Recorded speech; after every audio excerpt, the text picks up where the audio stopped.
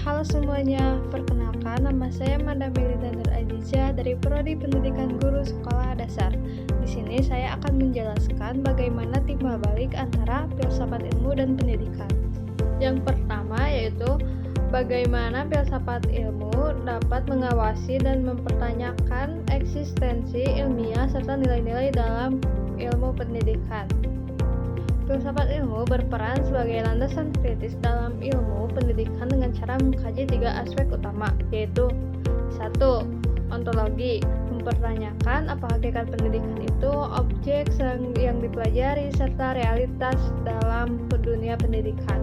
Kedua, epistemologi, mengkaji bagaimana pengetahuan pendidikan diperoleh, metode yang digunakan, serta kebenaran ilmiahnya. Ketiga, aksiologi, mulai memanfaatkan nilai-nilai yang terkandung dalam pendidikan seperti moral, etika, dan tujuan pendidikan itu sendiri. Nah, dengan demikian, filsafat ilmu dapat memastikan bahwa ilmu pendidikan tidak hanya benar secara ilmiah, tetapi juga bermakna dan bernilai. Terus yang kedua, bagaimana pendidikan yang bermakna dan bernilai turut memperkuat perkembangan ilmu. Nah, pendidikan yang bermakna dan bernilai akan menghasilkan praktik pendidikan yang tidak hanya fokus pada transfer ilmu, tetapi juga pembentukan karakter dan pemikiran kritis. Hal ini memperkuat filsafat ilmu karena mendorong refleksi. Hal ini memperkuat filsafat ilmu karena mendorong refleksi terhadap tujuan pendidikan, mengembangkan pemikiran kritis terhadap teori dan praktik pendidikan, menjadi pendidikan sebagai sarana pembentukan manusia yang utuh, intelektual, dan moral, sehingga pendidikan menjadi ruang aktualisasi dari konsep-konsep filsafat ilmu. Ketiga, mengapa filsafat ilmu disebut sebagai pisau analisis? Ontologi, epistemologi, aksiologi dalam membedakan persoalan pendidikan.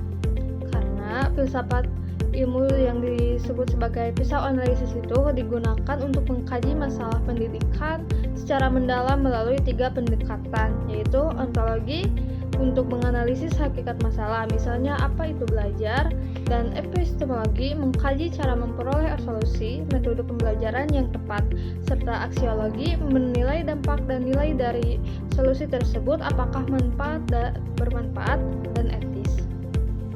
Nah, dengan ketiga aspek ini, pendidikan dapat dipahami secara menyeluruh dan tidak dangkal.